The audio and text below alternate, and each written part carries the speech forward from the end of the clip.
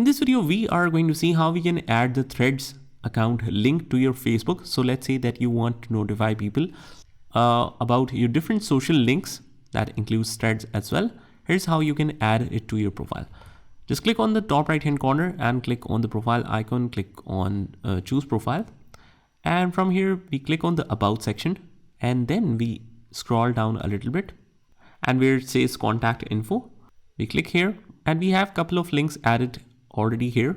So by default, the first time only you see add social links directly on the front, but when you have added it here, you don't see that option to add another social link. So all you have to do is just edit this and then you can add the social link from here. We just enter the username. Let's say like this, and we can choose any social link. Let's say in this case, it is Threads. Here it is. And after that, you select save, and that is how you do it. It will be saved and shown just like this. I hope you found this video helpful, and if you did, hit the like button and subscribe to our channel, and I will see you in the next one.